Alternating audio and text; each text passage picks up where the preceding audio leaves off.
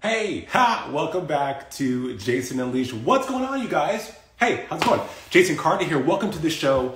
Thank you so much for watching. Always appreciate it. Good to see you. Good to be here with you guys today. Hope everyone's well and healthy.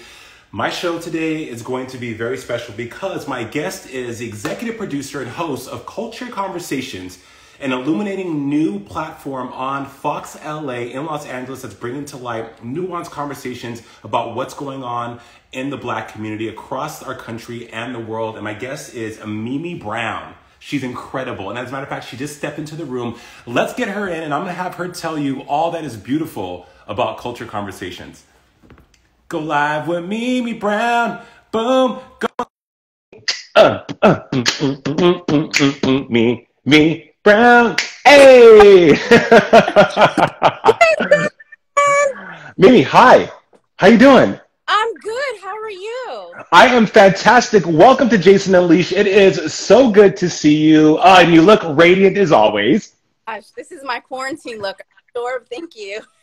Hey, your quarantine look is better than my non-quarantine look. You're winning. A huge congratulations, first of all, to you for Culture Conversations.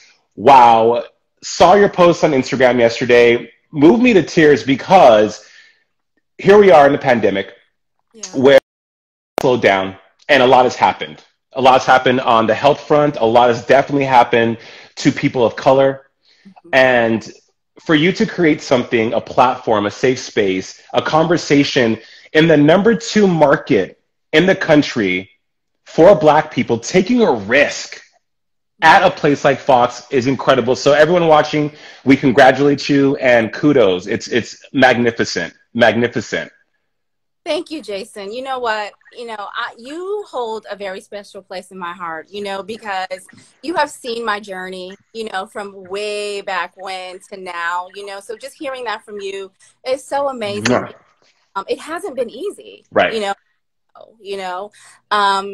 Being Black in a white space and trying to create this type of platform it can be difficult, but I'm blessed that I work in a place where they understand the magnitude of what's happening and they want to be on. So, I'm grateful. I'm so blessed to be in a space where they get it, Right. Right. Hold on one second, Mimi. We had some interference. I feel you on your journey, because news in general, it's hard. It's hard. We're going to talk about some of your experiences in news, but you mentioned your journey. You've been a journalist for 14 years now. You are a Howard University graduate. You're a Alpha Kappa Alpha soror with Kamala Ebony K. Williams, aka Represent, and you hold a master's degree and a bachelor's, and you're an accomplished woman. You're a wonderful mother.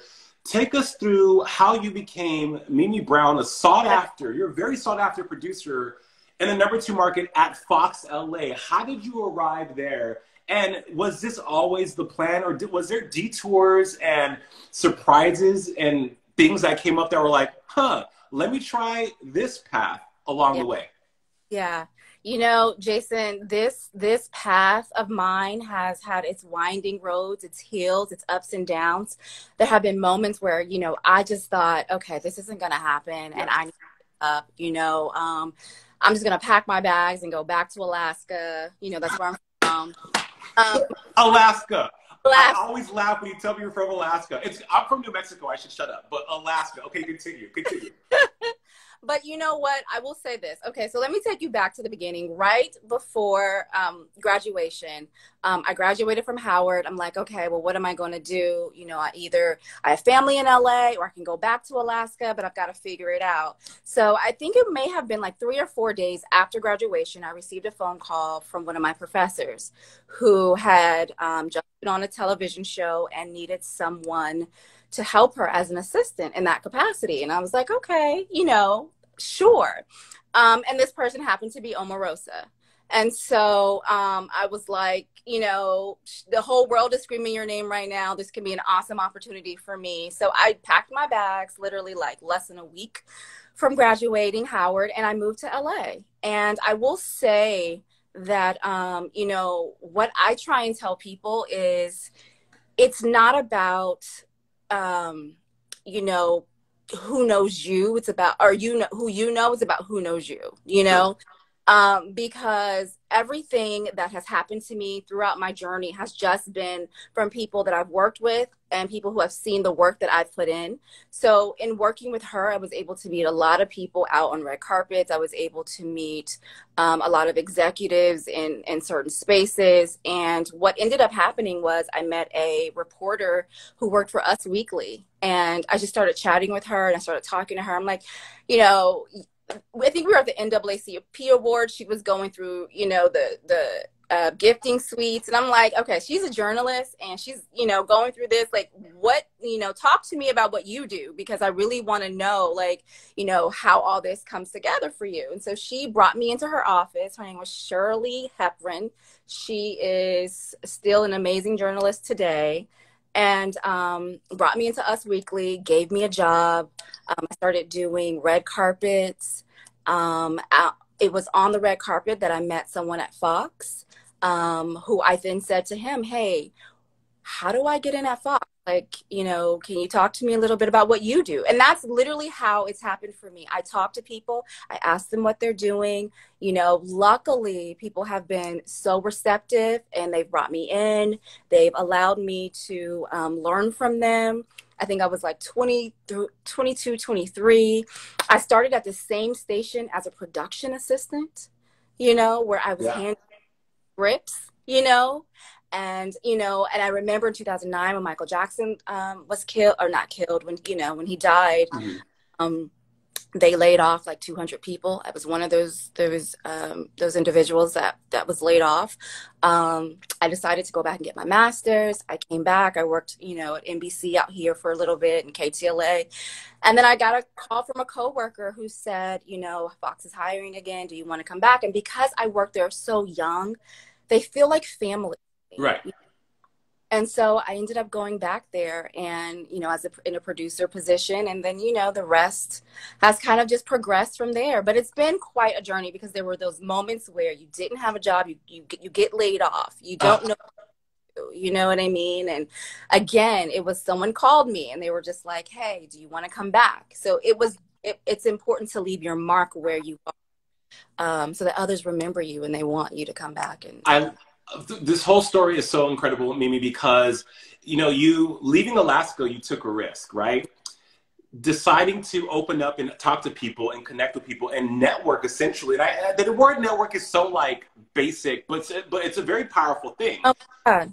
But you knew your value, you knew your worth, and you knew what you wanted, and you weren't afraid to go after that. And I think that your journey with the peaks and valleys has really cultivated a character in you that I mean, I see it as your friend, but also in the work you do, because from those experiences, you have a more broader perspective of what you want, how to get that, and also the importance of what you're bringing to your audience, because that's the most important thing. And with Culture Conversations, let's talk about that, because here we are now. You've worked everywhere, KTLA, Us Weekly, you've done all the jobs, highly educated. Now we have this moment in 2020, which is so incredible because the universe has a weird way of having things line up to give you that push and make things come to fruition. I know you had said earlier that, you know, 2020 came to a halt and you thought, whoa, you know, there goes my 2020 plans, but God had a different plan. And so now we have Culture Conversations. What was the impetus for this platform, and how brave did you have to be to speak up in your production meetings and say, hey, this is important, we need this daily? Oh, that's a great question, Jason. You know, so Culture Conversations came out of the awakening that I think we all went through, you know, early June, with George Floyd and the protests and everything that happened. We were on a call, our Zoom call, our Good Day LA Zoom call. And, you know, I think they started asking questions about race. And, you know, for the first time ever, it felt so good to just give it to them honest about how I feel as a Black woman, Sure. how I feel as a Black journalist, how I feel, you know, as a Black journalist working in a white space, you know, and they listened and they were receptive. And I think after that call, my news director called me and she was like, Mimi, you know, what you said was so powerful. And I bet you there are other people who feel the same way. What can we do? And she and I, we talked and we came up with this platform. We're like, we're going to create a show and we're going to get change makers and policymakers and celebrities, newsmakers, you know, whoever you are, if you have something to say, if you are an activist, if you're doing something in this battle, we want to talk to you. Mm-hmm. We know, you know, what it's like to be on the front lines. Like, what do you need from us? What message needs to get out there? You know, like how can we help? And so that was kind of like where we saw this show going. And since then, though, it has become just, it's exceeded my wildest expectations. I like, love that. You know, and I think the post that you're talking about, I just had a moment, Jason, where, you know, every week I've been shooting from my home. You know, I've been interviewing great people, Tamika Mallory, Lee Merritt, Mrs. Tina Knowles, Jamil Hill, Charlemagne. I mean, it's just been amazing, right? And but I think for me, being at the news desk when there was breaking news, right? And Jacob Blake was shot, sadly, 7 times in his back. We had the March on Washington. The March on Washington was the same anniversary of the day Emmett Till was killed. You know, there was just so much going on that day. And to be in the newsroom delivering that as breaking news, I was like, oh, I see what you're doing, God. Okay. You know what I mean? Like it was literally like a moment where I had to take it in and just be so grateful because I did. I thought it's like so many other people, 2020 year is over. There's nothing I can do. Everything is closed.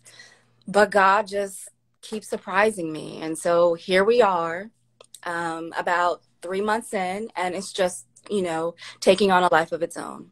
There's a comment from Hercules 2853. He says, I love you too watching culture conversations with Mimi. I love you to my daughter seeing strong Black women who look like her on TV. Great role model for brown girls. I would agree.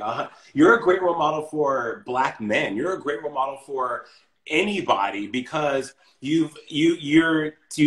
Fox historically, and I know every city has their own, every city's an extension of a brand, but people look to Fox as very white America, very conservative, very politically right.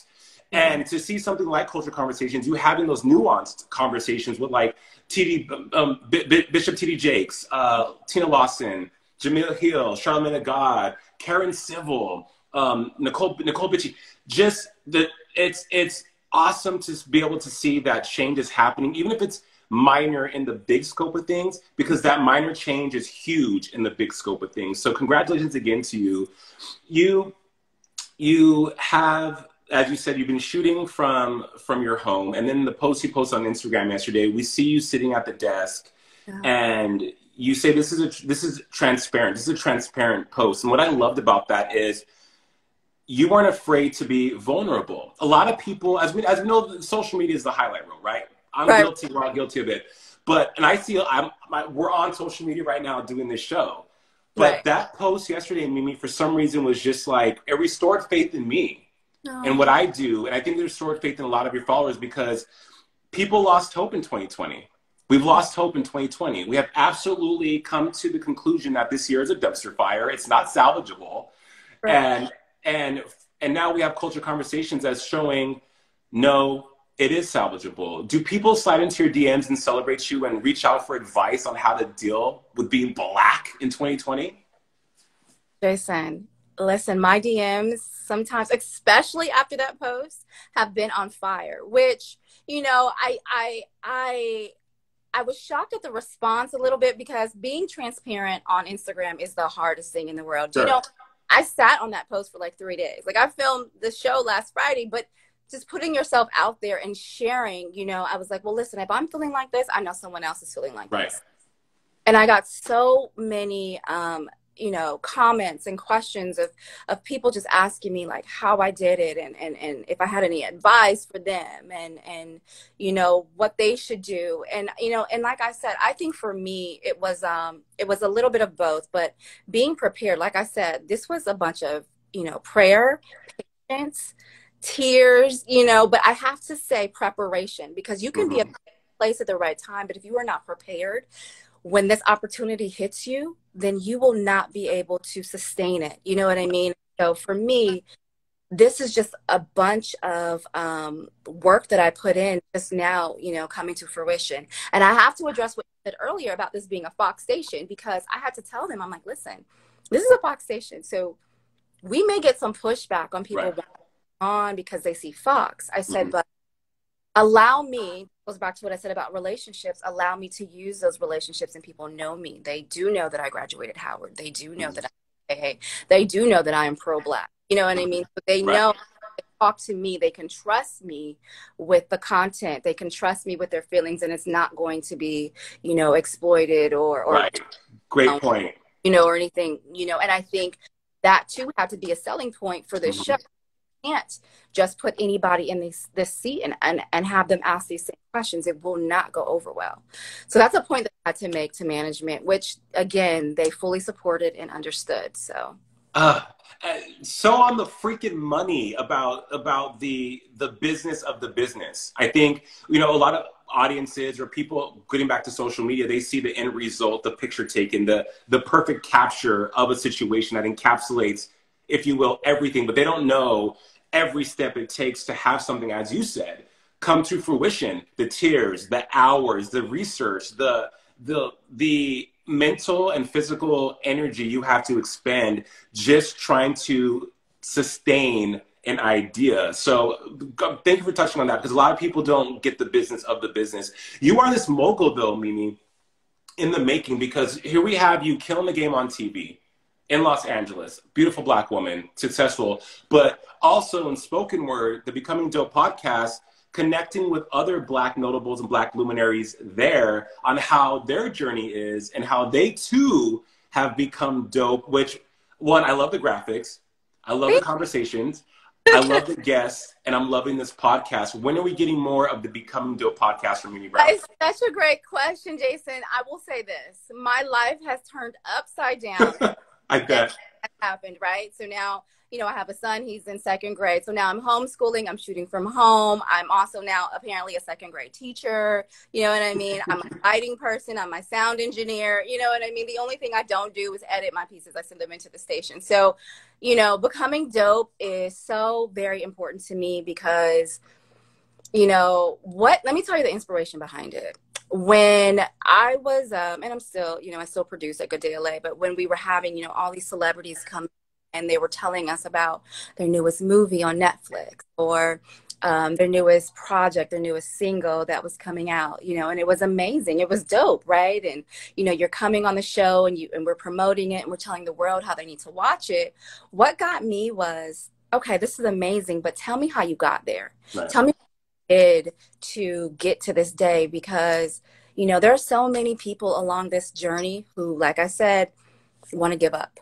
They want to go back to New Mexico or Alaska or wherever, you know what I mean? Yeah. Tell me about your rock bottom moment so that I can inspire others as well as myself to stay on this path. You know what I mean? And so I need to know what you did in those times that allowed you to get to this moment that brings you here, right, where we're celebrating you. And so that's the idea behind Becoming Dope, is that I want to know, we're all on this journey to become dope, right. Now I'm on this journey to becoming dope. Jason, we've had this discussion, when we go out for drinks, on how we're becoming dope, And so I felt like I could reach so many people by telling their stories. And so I really, especially now because of this pandemic, I know that so many people there's going to be so much greatness that they're going to want to share. So I can't wait to pick it back up. I cannot give you a date because you're busy. You're booked and busy. But it's coming. It is definitely coming. It is definitely on my to-do list. It is definitely something that I know needs to continue. Well, so we can't wait for it to continue, and we receive it in any way we can get it. Betting on yourself, Mimi. Yeah. Why was it important for you to bet on yourself and to make sure that your legacy is littered with greatness? Because a lot of people are afraid to bet on themselves. Danielle Young, who is we know Danielle Young, she is a awesome content queen, Black content queen. She has shirts that says, "I'm betting on myself." For you, why did you bet on yourself? Jason, this is a really great question, which it has such a deep meaning for me. I will say this, being in this position, I'm always, you know, you've been in newsrooms, you know what it looks like. There's always maybe 1, 2, 3, if you're lucky, you know, Right. people like us, you know, and you almost seem like you're counted out and that you're forgotten. 100%. I've had to work twice as hard as everyone else. It doesn't matter what network I've been at or what position I've held. I've had to work twice as hard to be seen, you know? And I've had people, while I'm doing that, say, why are you doing that? They don't even care. You know what I mean? They're not going to know. But it's not for them. It's for me. Right. Because this is sharpening me. This is making me, Mm-hmm. you know? And if they're not paying attention, someone else is, you Right. know? And so I said betting on myself because there were so many times where people were like, why are you still doing this? Why are you going above and beyond? Why are you over explaining this? Why are you doing, you know, X, Y, and Z? And I said, because it will pay off. So everything that I've done where I felt no one noticing and no one, and I was, Jason, when I tell you I was tired, like because I was doing so much, I was doing like 4 jobs at once, you know, show that I could be in the room, just to show that I could be a part, you know. Right. I get. Hey, hold on, I get that. To where like, and I'll let you continue, but that resonates with me so much. And by the way, Selena Rita says I watch culture conversations from Italy every week. Mimi is an inspiration. Wow. In Italy, they're watching culture conversations. But I feel you, Mimi, on doing the most just in hopes of them noticing you, showing up, going over and beyond in the hope of them seeing your value in some small fraction. And it's so soul sucking and defeating and depressing and demoralizing to the point of depression sometimes, because you're like, why don't they value me as much as I value myself and what I'm bringing to the table? It's hyper frustrating. I feel that. Yes. And I know you do. You know, we've had these types of conversations, Jason, and it's just what it is, you know, it's the pain of it all. That's why I said the tears. And I think I put in captions, I can't forget the tears, you know, because Right. I've seen people come in and get the job that I was supposed to have, get the job that I'm doing, you know what I mean? But you gave it to someone else because, you know, whatever it may have, you know. So it goes back to just always counting and betting on yourself. It goes back to doing the work no matter who's looking. Just know that God has a plan, you know, and in the end he will work it out. You're good. And that has been my testimony. That is the testimony I will continue to stand on, because that's what has happened for me in my life. So yeah, it's so true. It's so true, Mimi, that it all works out in the end. I think it's just hanging in there. It's the testimony. You can't have a testimony, right, without a test. Yeah. And I think the test is hanging in there, because there's some times where it's always darkest before the dawn and you're ready to throw in the towel, because this business life is hard. Right? But then you have a lot of external things going on. There are also elements of your life. You're a mom, you know, you're, like you said, you're a second grade teacher now. There's so many things that take a lot of energy from you. And then dealing with people in a business that works like no other, and that you have to constantly crack the code to. Every day is a different day. Every day you don't know what's going to happen, who, moods, egos, microaggressions, so many things you have to, it's like playing Super Mario Brothers and jumping over Koopas and trying to like go under everything, like trying to like, you know, dodge. Mary J. Blige with the lightsaber, just dodging. You know? But it takes a certain type of person to do that. Working in a newsroom that is high energy, how have you been able to navigate those microaggressions? How have you been able to rise above the blatant racism and the somewhat covert racism that you may have experienced? Because we all have stories. Yes, we all have stories. Microaggressions, listen, every other day. You know what I mean? Mm-hmm. But I think, you know, it's important to remember that you have to rise above that. And for me, I have been able to say things in a way that lets you know that I understand that that's a microaggression, but I'm going to ignore it and step over it. Right. I mean, because listen, if you try and confront every bit of racism that you may feel in the work, because it's a different type of racism. No one is calling you the N-word. No one is doing that anymore. It is how it's just how they're moving now. It's you know, like I said, you may get looked over for the position, or, you know, they may not call on you to do a certain thing when, you know, you're the most qualified to do it. You know, what I've learned, because I've had a lot of experience with this, is that my phone's when that happens, I've had to, Jason, I've actually pulled the person aside, and I've Mm-hmm. asked, explain to me the difference between so and so and myself, and make them explain why they gave it to someone else to do it versus me. And usually they can't give me that, Right. they can't give me an answer, because there is no reason other than the obvious, right? Mm-hmm. So, it's one of those things, and I won't say it doesn't hurt, because at that point, like, well, what can I do? You know, Right. how, and that's, it's frustration. It's Mm-hmm. anger. It's everything in the moment. But,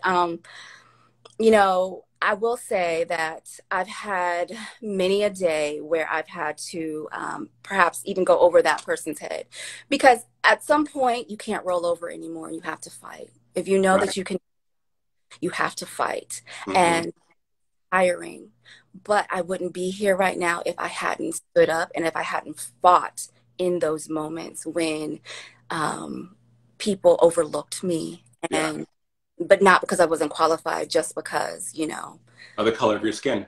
the color of my skin. Wow. So you get tired of fighting. You do. I'm Yeah. not going to get tired of fighting. You get Mm-hmm. tired of wondering why not me when you know it should be you. But we're Black people, and it's in our DNA. Our ancestors had to fight. If they had to fight the way that they had to fight, then I can at least write a letter to HR in the same way and put this on paper. Do you, do you know what I mean? I know. Dropping gems, dropping gems. And it speaks to the resiliency that is people of color. It Yeah. speaks to everything you're saying, speaks to the resiliency. I love it. I will write a letter to HR. That because here's the thing. That's a great example of, and I say this time and time again, Mimi, that violence against a person isn't always physical, right? You being looked, or any look, let's remove color out of the situation and just talk about human decency and how to treat people and value people. When you don't value someone, that's an act of violence against somebody. Yeah. It may be very small. It may not be as consequential as physically punching someone in the face, Yeah. but that's still an act of violence. And you are right. Fighting sucks. You don't want to have to fight, because that's not who you are. That's not your first mode of operation. That's not how you initially communicate with people, especially if you're educated and you're well socialed.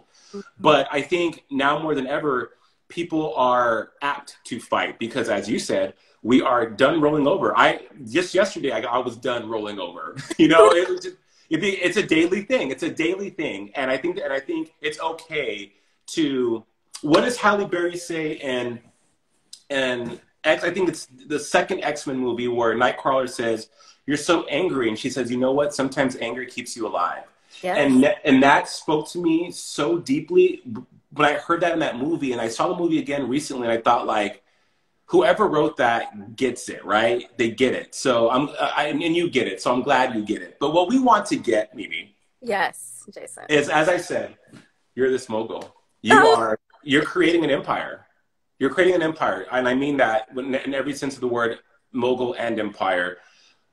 What's next? We have the podcast, we have culture conversations, we have people coming to you. You're talking to everyone. People are seeking you out for what you bring to the table, who you are, your expertise.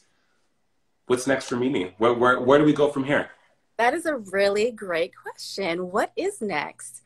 Jason, I think for me, what's next is, so while I'm hosting cultural conversations, I've always wanted to be, a daily news personality. And so I think what's next for me is, you know, so I do my show, but I think we're going to try and integrate that a little bit more on the regular newscast. You know what I mean? So that you're so silly. So yeah, so for me, I think that's just, you know, the natural progression of things, right? Still awesome. So yeah, so I think that is, you know, that is the next step for me. I think that you know, it's so funny is since I've been doing this, I've had people that I went to elementary school, even junior high, even Howard, that reach out to me and they're like, you always said that you were going to do, you know, be on TV. You always said that you were going to be, you know, a newscaster. And I'm like, did I say this? You know, and it just goes back to show that you have these dreams, right? And then life happens. Right. And you know, you finally get back to them. And I've had so many people remind me of those things. And so I'm like, you know what? Because again, I was down and out in 2020. But now knowing that no matter what is happening, pandemic, you know, 2 pandemics, because I call racism a pandemic. Sure. You know, a pandemic, that you can still achieve your goals if you just need to do the work. So I think that's the natural progression for me, is to literally allow people to see me Monday through Friday. And it's going to happen. And you look so natural in that seat under that good lighting, Mimi. So natural under that. I was like, yes, come through filtered lights. Yes. Come through Amber Oprah lights. If someone was to, hold on. Let's go to the comments. Someone says, Open Rare says, Mimi, you have a new fan here in the UK. Oh, thank you. Yes. People are celebrating you. I love it. I love it. I love it. I love it. I love it. Chanel Brown says, thumbs up. Cool stuff. If someone came up to Mimi Brown and said, Mimi, and I asked this of all my guests because I love the answer. Okay. No, you're saying. If they came up to you and said, Mimi, how would you describe yourself as a woman? What would you tell them? Ooh, describe myself as a woman. Now, the older version of Mimi is no nonsense, straightforward. I say what I want because I really feel like I've wasted so much time, you know, worrying about what people think, worrying about what people are going to say. I'm going to be received, and I just don't do that anymore. So, you know, I describe myself as, you know, just someone who is a straight shooter and a go-getter, and, you know, but I'm still kind, and I still, you know, I want to make this world a better place for my son, you know, so, which is why I'm trying to do the work that I'm trying to do, you know, but yeah, that's how I would describe myself. I am no holds barred at this age because I feel like I've wasted a lot of time tiptoeing around issues and just say what needs to be said right now. And I don't come from a place of malice or hurt. I'm not trying to hurt anybody, but I just need you to understand what it is and what it isn't, you know. And that also goes back to you know, finding your voice. And I believe, I don't know about other people, but this movement finally, you know, people coming up to me and talking about what they've seen in the news about Black people and what they didn't know. And now just, it feels like I can say what I want to say as a Black person without feeling like, you know, because, you know, you tiptoe a lot, Jason, right? You tiptoe around the issues because you don't, you know, you can't say certain things. And right. You know, I've been able, I would say, in the past 3 months with all that, coupled with the past, you know, 10 years, been able to find my voice. So that's what you're going to get now. And I hope, you know, that people will, you know, accept it and know that everything I said comes from a place of love. But this is who. You're like, I said what I said. At this point, Jason, it is. I said, you know. Don't say you wasted time tiptoeing. You said you wasted a lot of years because you didn't. It wasn't a waste, because if you have figured out, if you cracked the code and you've grown from it, that was just part of your journey and what you had to do to have the aha epiphany or whatever you want to call it that you're having now. And look how it serves you now, right? Yeah. Look how it's so intrinsic to who you are, and it resonates in everything you do, and people are receptive to it, because more times than not, when you are living in your truth, and now look, we're still trying to find what our truth is. I know every day, I'm 40 years old. I'm still trying to find out what my truth is, right? Yeah. But you're like, you attract the people who get it, and things come to fruition and manifest when you're like, I'm okay with this being what it is. It is what it is. Nina Parker from Daily Pop says, I'm not for everybody, and I'm okay with that, you know. And it's being. I think that's a success in life. It's when you're like, I'm okay being Mimi Brown, whether you like it or not. That's success. That's the Emmy. That's get booking the job, really. Mm-hmm. You know? It is. You're absolutely right. Not being afraid of what people think. I think that we've all lived with this fear of, am I going to be accepted?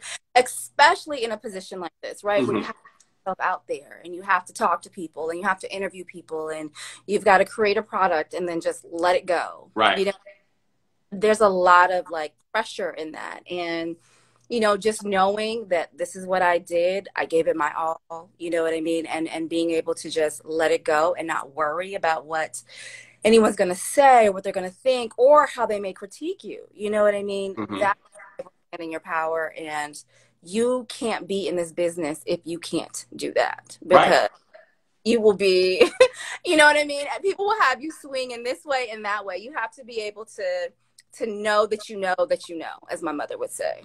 You know? Well, this is what I do know for sure, is that you are loved, you are seen, you are immensely talented, you are celebrated, and again, congratulations on Culture Conversations. And I'm like literally horny with excitement for everything that's coming from Mimi Brown, because you deserve the best, girl. Where can they watch Culture Conversations at? It is, so if you're in LA, every Friday, we play it throughout the day on Good Day LA, our noon show, our 5, 6, 10, and then it lives on our website, FOX11.com. But I have to say something. There is my friend Jelani in the comments, and Jelani and I went to Howard together so many years ago, and Jelani was always in my corner at Howard, and I am so glad to see him. He's been leaving comments, and I just want to let him know that I see him. Hi, Jelani. Too, and, you know, we need to catch up. Also, Tyler Bankin's in the room, too. Hey, Ty. Go, Tyler. Go, Tyler. Go. Yes. And like, say hi to my little puppy. She's like, I want to get on the fun. Hi, it's Valentina. Hey, baby. Mimi, look, I'm going to let you go and continue being a second grade teacher. Again, all the best. And thank you for being on Jasonunleashed today. And we can't wait for more Culture Conversations and the Becoming Dope podcast. It better be coming soon. It's coming. It's coming. It's coming. All right, girl. Talk to you soon. All right. Talk to you later. Thank you, Jason. Bye. Bye.